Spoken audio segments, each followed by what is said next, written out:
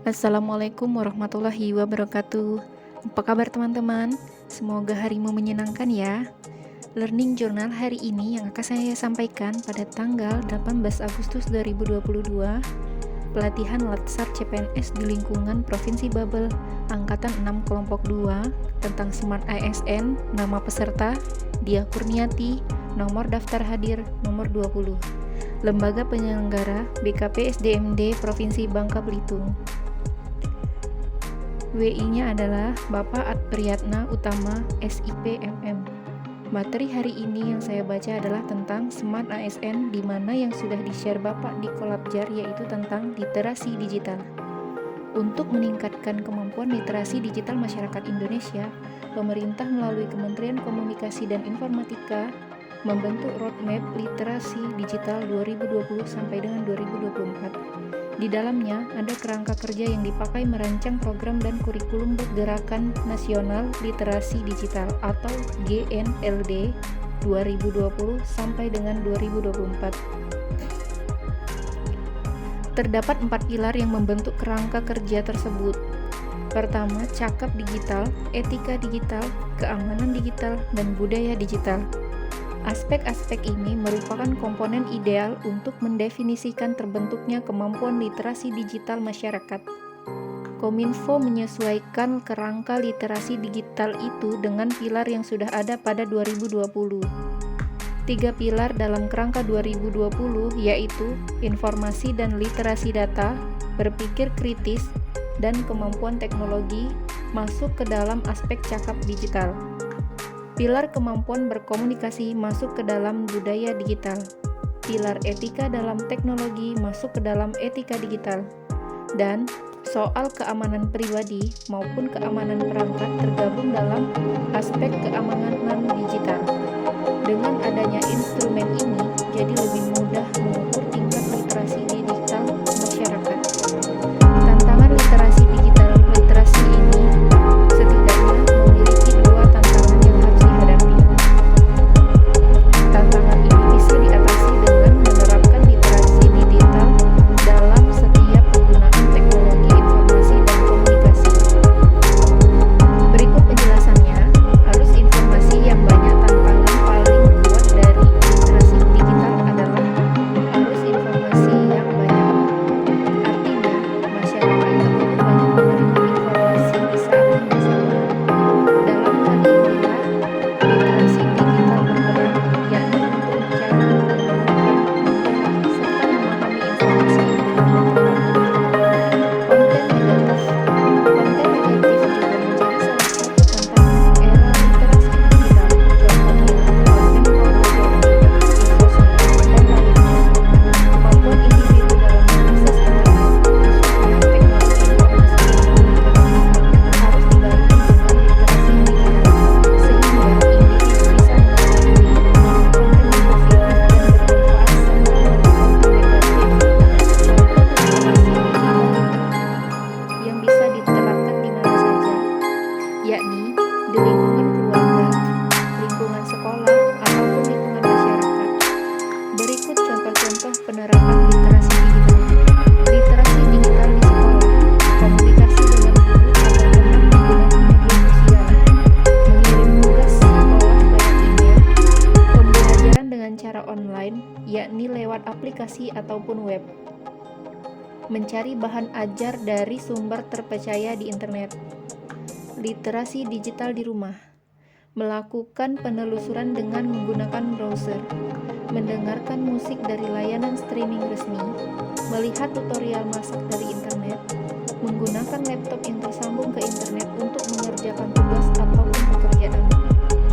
Literasi digital di lingkungan masyarakat, menggunakan media internet untuk menggalang dana atau donasi, penggunaan media sosial untuk sarana promosi penjualan, memakai aplikasi meeting untuk rapat RT, menggunakan grup di media sosial untuk menyebarkan informasi yang tepat dan kredibel.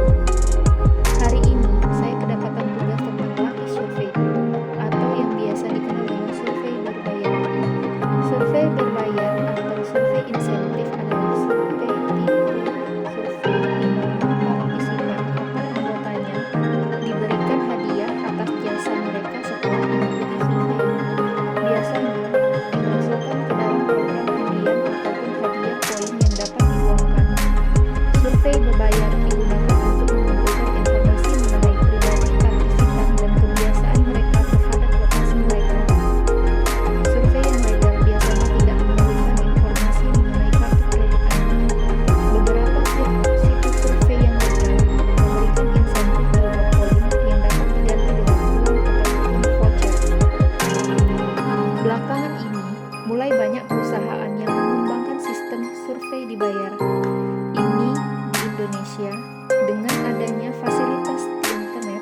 Informasi bisa dikumpulkan dalam hitungan menit, bukan hitungan bulan ataupun minggu seperti pada masa lalu. Ketika hal ini dilakukan via telepon ataupun surat, perusahaan besar dari seluruh dunia membayar jutaan dolar hanya untuk opini publik dan review produk dengan menggunakan survei daring. Survei yang Anda ikuti akan mempengaruhi perkembangan produk dan servis dari perusahaan-perusahaan tersebut. Survei berbayar itu ada yang resmi dan ilegal loh. Berikut ciri-ciri survei berbayar itu penipu dan berbahaya. 1. Menggunakan KTP. Ketika pendaftaran untuk mengikuti survei membutuhkan foto KTP yang jelas. Pasalnya, hal normal ketika ingin mendaftar survei paling tidak menggunakan email ataupun nomor handphone. 2. Diminta foto sembari memegang KTP. Selanjutnya, ciri-ciri yang lain yang perlu diwaspadai yaitu diminta foto pribadi dengan memegang foto KTP. Sebab, data seperti itu jika untuk mendaftar bank atau sejenisnya masih bisa dimungkinkan. Namun, bila hanya untuk daftar survei terlalu jauh dan termasuk berbahaya. Ketiga, menjanjikan bayaran besar. Biasanya, ketika ingin menarik perhatian konsumen, maka akan melakukan banyak cara. Salah satunya membuat janji untuk mendapat penghasilan dengan jumlah yang fantastis. Terlebih lagi, ketika mengisi survei, paling tidak mendapatkan insentif untuk biaya kuota, jadi jumlahnya tidak terlalu besar. Jadi, skalanya mulai dari 5.000 sampai dengan 200.000 rupiah. Itu yang normal, kalau sudah lebih dari angka itu, patut dicurigai. 4. Pendapatan tampak dengan mudah. Kemudian hal lain yang perlu kalian curigai yaitu tawaran cara kerja tergolong gampang. Terlebih lagi dalam masa seperti sekarang, tergolong membutuhkan tenaga atau skill para pekerjanya. Jadi, ketika ada tawaran yang memberi contoh gampang, maka jangan terlalu percaya untuk bisa mendapatkan bayaran. Maksudnya begini, saat isi kuesioner itu tak terlalu banyak, hanya sedikit saja, maka ini patut curiga. Semakin banyak isi angket, maka hal wajar dibayar mahal karena perlu mikir dan waktu. 5. Pembayaran membutuhkan waktu lama.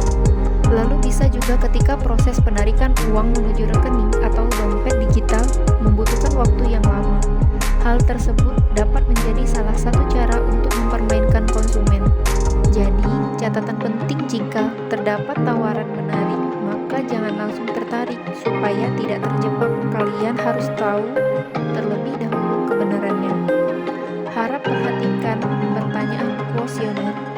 Ini cukup krusial dalam menjawab pertanyaan kuesioner terkait diminta identitas diri, maka perlu waspada. Jika kamu tertarik untuk mengisi survei berbayar, maka berikut adalah tipsnya. 1.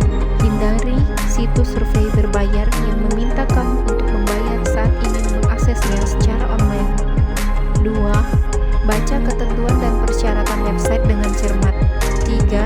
Semakin sering situs tersebut mengatakan jika bukan scam, maka semakin besar itu merupakan scam. Melihat kasus di atas, sebaiknya membuka situs survei yang berbayar untuk mengisi waktu luang dan hobi saja.